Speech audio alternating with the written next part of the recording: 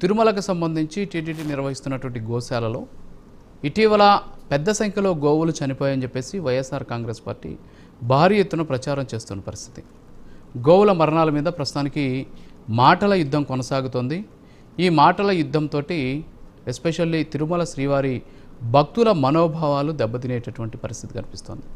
ఎందుకంటే సున్నితమైనటువంటి అంశాల్లో తెలిసి తెలియకుండా చేసేటటువంటి వ్యాఖ్యలు ఏ విధంగా అక్కడ ఉన్నటువంటి భక్త జనాన్ని కన్ఫ్యూజన్లోకి నెట్టేస్తాయి, వారి మనోభావాలను ఏ విధంగా టచ్ చేస్తాయి అనేది గతంలో కూడా మనం కల్తీ నెయ్యి వ్యవహారంలో కూడా మనం చూసాం. సో రాజకీయ నాయకులు మాట్లాడే సందర్భంలో రాజకీయాలకి ఏది అతీతం కాదు అనేటటువంటి ఉద్దేశంతో వాళ్ళు చేస్తున్నటువంటి వ్యాఖ్యలు కొన్ని వర్గాలను భారీ ఎత్తున ప్రభావితం చేస్తూ ఉన్నాయి. టీటీడీకి సంబంధించి గోశాల నిర్వహిస్తోంది టీటీడీ. ఎస్పెషల్లీ దేశీయ ఆవులతో పాటు ముఖ్యంగా రైతుల పోషణకు భారంగా మారినటువంటి అనేక రకాలైనటువంటి పశు సంపదను తీసుకొచ్చి టీటీడీ ఎస్వి గోశాల తిరుపతికి సమీపంలో ఉంది. అక్కడ దాదాపు ఇప్పుడున్నటువంటి లెక్క ప్రకారం 1700 వరకు కూడా గోవులను సంరక్షిస్తోంది. కేవలం గోవులు మాత్రమే కాదు, అది గోవుల సంరక్షణ కేంద్రం, అంటే గోవులను సంరక్షించేటటువంటి ఒక కేంద్రం.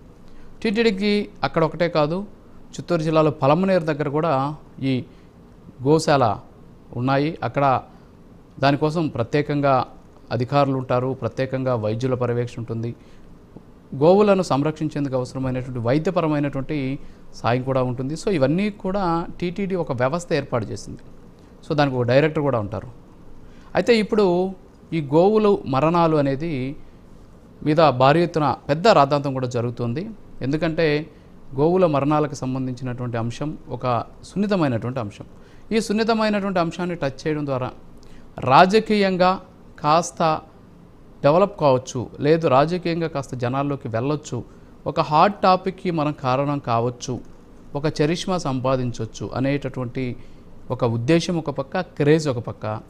వీటితోటి ఇటీవల కాలంలో తిరుమలను టార్గెట్ చేసుకొని చాలామంది రాజకీయాలు చేస్తూ ఉన్నారు. సో ఈ సున్నితమైనటువంటి అంశాల పట్ల రాజకీయం చేస్తే వాళ్ళకి మంచి మైలేజ్ వస్తుందనేది వాళ్ళ ఆలోచన. కానీ ఇక్కడ దేవుడితోటి చెలగాటం ఆడడం అంత సరైనటువంటి పని కాదు. ఇప్పుడు ఈ వ్యాఖ్యలు చేసింది ఎవరు? తిరుమల తిరుపతి దేవస్థానంలో మాజీ బోర్డు చైర్మన్గా పనిచేసినటువంటి కరుణాకర్ రెడ్డి. ఆయన 2 సార్లు టీటీడీ బోర్డుకి ధర్మకర్తల మండలి చైర్మన్గా పనిచేశారు. తిరుపతి వాసి, తిరుపతి ఎమ్మెల్యే కూడా, అంతకుముందు తొడా చైర్మన్గా కూడా పనిచేశారు. మరి గోశాలలో ఏం జరుగుతుంది వాస్తవంగా అనేది ఆయన ఆత్మసాక్షికి తెలీదా? గోశాలలో గోవుల సహజ మరణాలు ఎలా సంభవిస్తాయో ఆయనకు తెలియదా?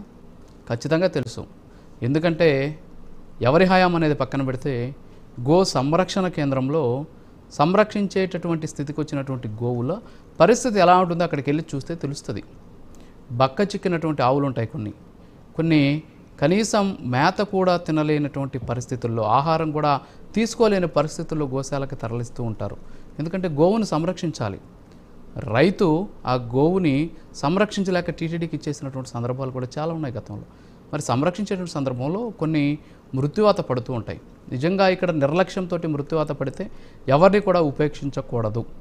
దాన్ని ఎవరు కూడా ఎట్టి పరిస్థితుల్లో కూడా దాన్ని స్వాగతించరు. అయినప్పుడు కూడా ఇంకా కొండ చుట్టూ రాజకీయం జరుగుతుంది. మరోపక్క తిరుమల తిరుపతి దేవస్థానానికి సంబంధించి అన్నా లెజినోవా గారు నిన్న వెళ్ళి తిరుమల శ్రీవారిని దర్శించుకున్నారు. ఆమె అన్య మతస్థురాలైనప్పుడు కూడా అక్కడ ఉన్నటువంటి క్షేత్ర సాంప్రదాయాన్ని, టీటీడీ నిబంధనల్ని ఆమె పాటించి డిక్లరేషన్ ఇచ్చారు. మరోపక్క తలనీలాలు సమర్పించి వాళ్ళ ఉదయం సుప్రభాత సేవలో స్వామివారిని దర్శించుకున్నారు. సో దాని పట్ల కూడా రాష్ట్ర వ్యాప్తంగా ఒక చర్చనీయాంశమైంది.